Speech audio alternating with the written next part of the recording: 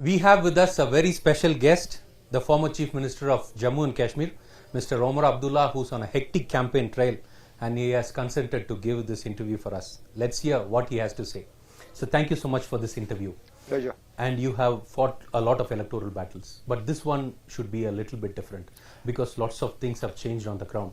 Do you feel any difficulty in going towards the electorate? Absolutely not. No difficulty whatsoever. In fact, the response that we've got from our own party cadre, from the voters, has been very heartening. For me, this is a new constituency. I've been elected to Parliament thrice, but all three times from Srinagar. So this election from North Kashmir is a new constituency for me. It's a new experience. But then this election is an entirely new experience for all of us. Yes. Because it's the first election after the changes that were made to Jammu and Kashmir in August 2019 when our special status was stripped. But it's also the first election that we are having as a union territory. Yes. And also the first election after delimitation. Yes. We were the only territory that was singled out for delimitation ahead of schedule. The rest of the country is scheduled to have delimitation in 2026. As a special case, the BJP wanted to maneuver and gerrymander. And so all the assembly constituencies have been altered. All the parliament constituencies have been altered. And we are now facing that new reality. Okay, and I have been following your campaign trail. I see the national conference has lots of grassroots support. But people support you.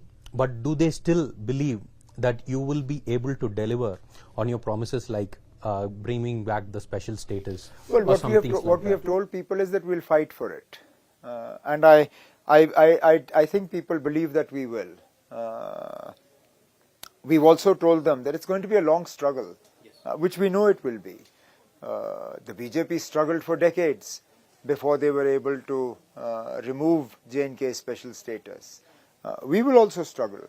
But in this struggle, thankfully, we're not alone.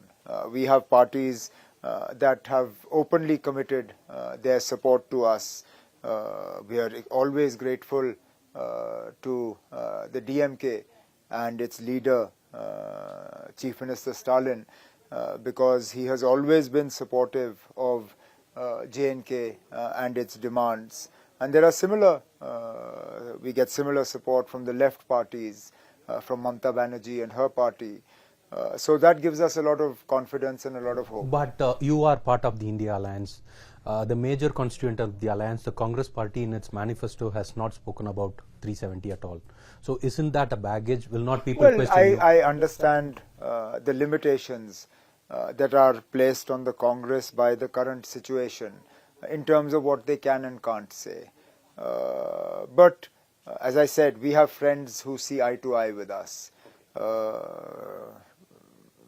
I hope that in the future a political scenario will develop whereby we'll be able to sit with the government at the center and sort of at least take forward this dialogue. Talk with them, have a dialogue with them. So when you said an example, you said, right, BJP had to struggle for such a long time, 75 years to abrogate Article 370. So do you mean your struggle also will be that long? Well, BJP's struggle was a little less than that. But I'm hoping not. I'm hoping that it won't be as long as that. But who can put a timeline on a struggle? Correct. There's no definitive timeline to it. The only thing we are telling voters is that we won't give up this struggle. But you're ready for a long haul. Oh, absolutely. Yes, and absolutely. One more thing, when you said dialogue, so one more thing you had mentioned is India needs to have a dialogue with Pakistan. So any good, mature diplomacy should have a dialogue. So US and USSR had a dialogue. US and China are having a dialogue now. India and China has a dialogue. That's right. But what kind of dialogue do you think India and Pakistan should have? What should be the agenda? Well, there are so many outstanding issues. Even on the question of Jammu and Kashmir, we don't see eye to eye. Pakistan lays claim to this part of Jammu and Kashmir. There is a part of Jammu and Kashmir that is under the control of Pakistan. That is a matter of discussion. There are otherwise, as neighboring countries, we have issues. We have issues with regard to water sharing. We have with issues with regard to trade. We have issues with regard to movement of people, smuggling. Of course, the overwhelming issue that concerns our two countries is the issue of defense and security. But other than that, there are numerous other issues that will have to be tackled. Global warming is a problem that both countries are facing today. The vagaries of weather and the changes in climate patterns and how that is affecting agriculture, how it's affecting our precipitation. All of these are issues that we are better off trying to deal with together. Yes, that's right. But when you mention a discussion on Jammu and Kashmir, what this government says is that the discussion can only be on when will Pakistan return Pakistan occupied Kashmir. So that's the only discussion. By all means, then have that discussion. Who says no? Okay. But please bring it onto the table and discuss it. Who has ever said that government of India should not discuss that part of Jammu and Kashmir with Pakistan? Please discuss it, and if you have any success, we are all for it. No, and in the same vein, please discuss with China the part of Jammu and Kashmir that is with China. Aksai. Exactly.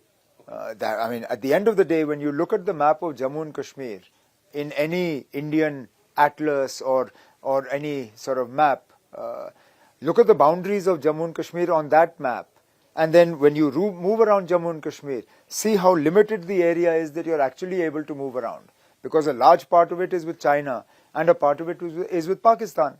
So when you talk to Pakistan about the territory of Jammu and Kashmir that is with them, please also talk to China about the territory of Jammu and Kashmir that is with China. The reason why I brought Pakistan is when the people of Jammu and Kashmir fight for their rights directly with the central government, it is a different dimension. But when you have Pakistan also as a stakeholder, the central government begins to feel a bit jittery, and they feel that Pakistan the affinity of the people of Jammu and Kashmir might be towards Pakistan. So that might not be right, but still there is a think tank within Delhi which thinks that way.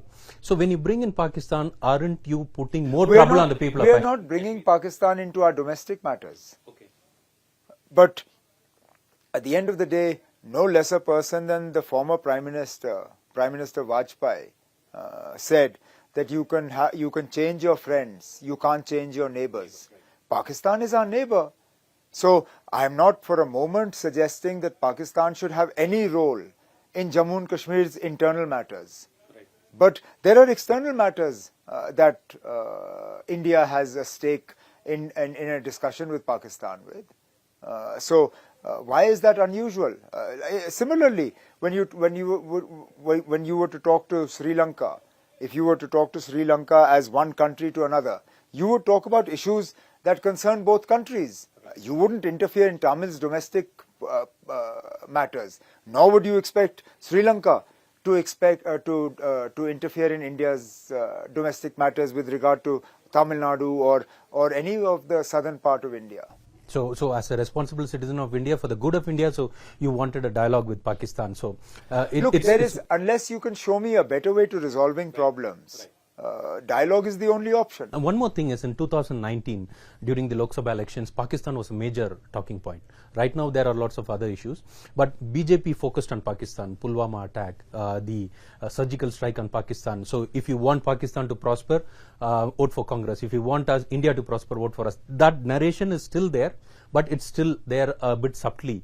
Various other things are happening because they have been targeting Muslims as a campaign thing. So when you bring out about Pakistan, aren't you giving them a topic to discuss? No, it's not a campaign issue for us.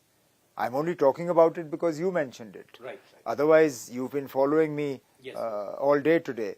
At which point in my election did my rallies? But one of your rallies you had mentioned about Pakistan. Farooq Abdullah Saab has mentioned we needed. That is only because he was asked about it. Okay. When I'm asked, obviously I'm going to answer the question. Right. And I've always made it very clear that a dialogue requires suitable environment. Okay. And that suitable environment, the creation of which is the responsibility of both India and Pakistan. I don't hold only India responsible for creating that conducive climate.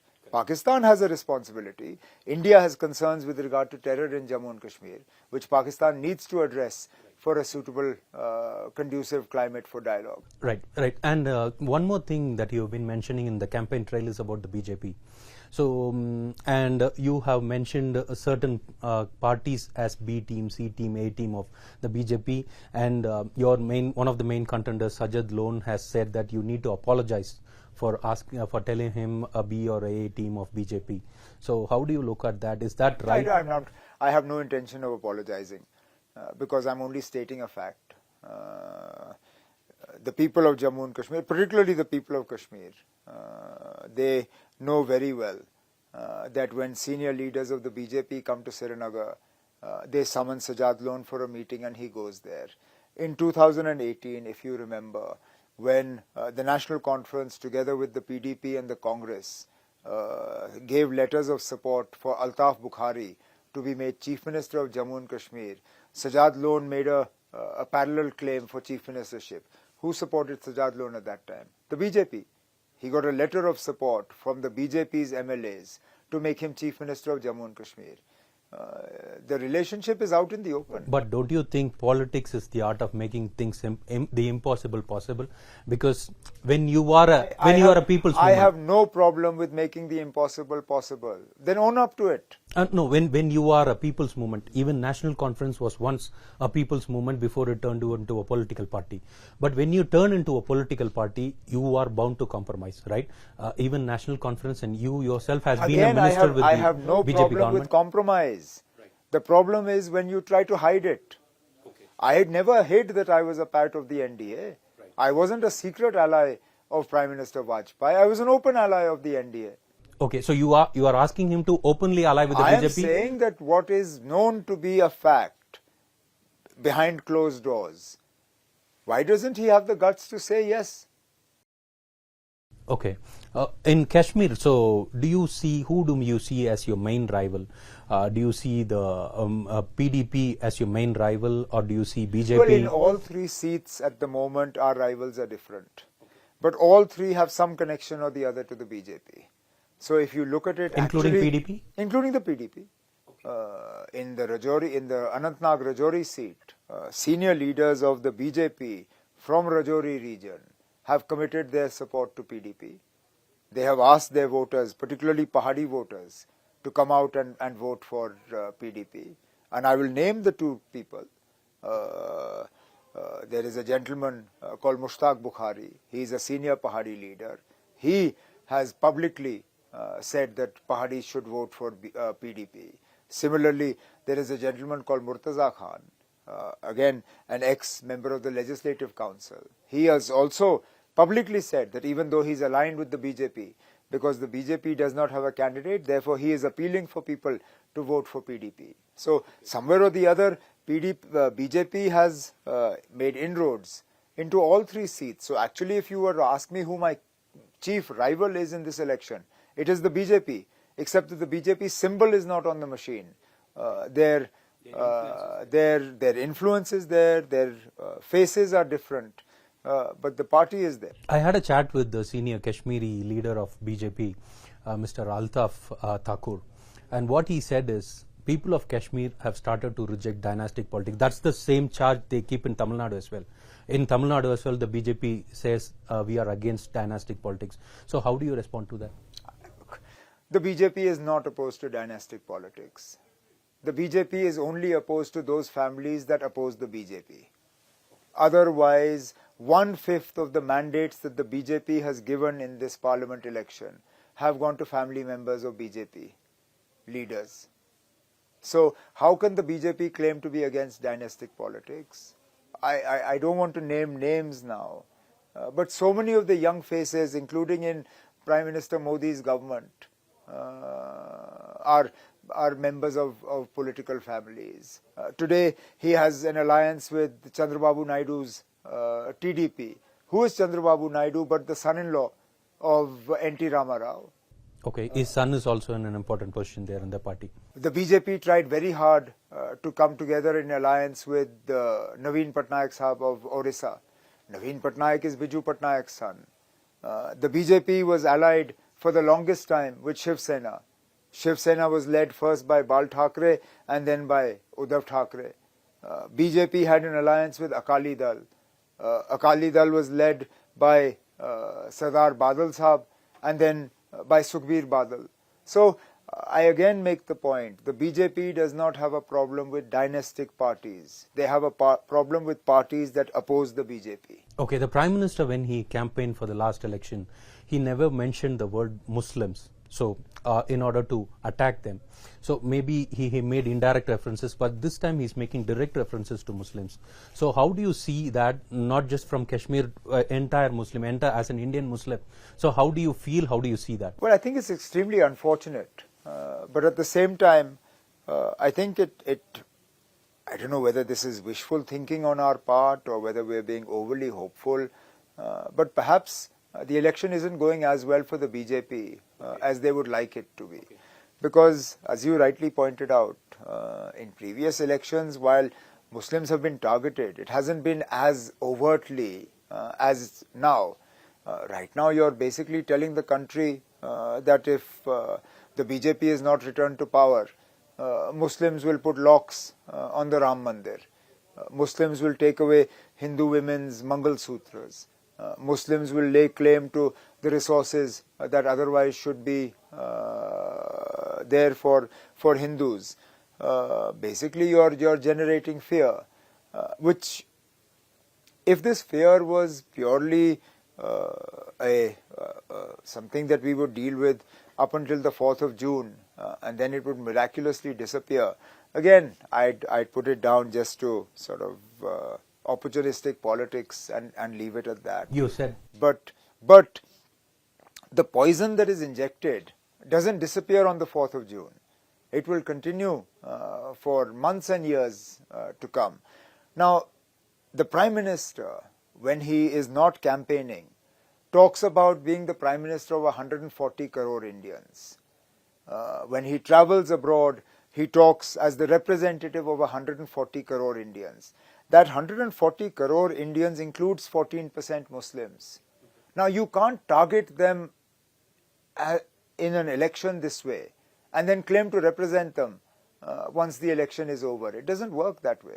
Okay, so you said that the elections are not going as per Narendra Modi's liking, so the Prime Minister's liking. I said that could be wishful thinking on our part. Okay, so but I mean, but you should have some assessment, right? You're part of the India Alliance. How is your alliance? I'm fighting an election in the northernmost corner of this country. Okay. How will I be able to tell you what's happening in Rajasthan or Madhya Pradesh or even Tamil Nadu for that matter? Which is why, again, I said that it may be wishful thinking on our part, but that's what it looks like. Okay. From the looks of it, that you said that it looks like that. It's a wish. Particularly since the attack started only after the first phase of the election and then sort of got ramped up in the second phase. They weren't there from the beginning.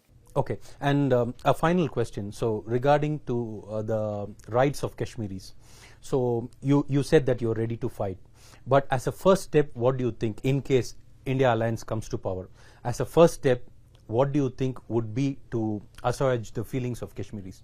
No, I'm not going to sort of water down our agenda or suggest to you that yes, we'll start with statehood and then go forward. Because that's not our agenda. And anyway, the Prime Minister, the Home Minister, they're on record as to saying that J&K should get its statehood back immediately. So even if the India bloc were to come to power at the centre, restoring statehood to Jammu and Kashmir is no great favour. But yes, we'll have to sit down and have a meaningful discussion and start restoring what was taken away from us. But I'll start with stronger domicile laws. Today, Jammu and Kashmir has amongst the weakest domicile laws in the country. Almost anybody can come, move here, buy land and settle, which is not the case in very many parts of the country. So at the very least, we'll first make sure that jobs, land, things like that, resources are protected for the people of Jammu and Kashmir, and then we'll start looking at the other changes that were made. Okay, other changes. When you mention Jammu and Kashmir, do you also have in mind the Union Territory of Ladakh also? So do you also think that should also be merged with Jammu and Kashmir like it was before? Look, in an ideal world, yes, but we're not going to force them. At the end of the day, it's a democracy. Majority must speak. and if the majority of the people of Ladakh don't want to be united with Jammu and Kashmir, then so be it. Let's see how this parliament election goes. If neither the Congress nor the BJP are able to win the Ladakh seat, which would be unfortunate because we hope that the India bloc wins that seat, but the politics of Ladakh is very confusing at the moment. Then it's up to you or me to see how we wish to interpret that result. Okay, let's see. You had a long and tiring day, and thank you for the frank interview, and all the best for your campaigning.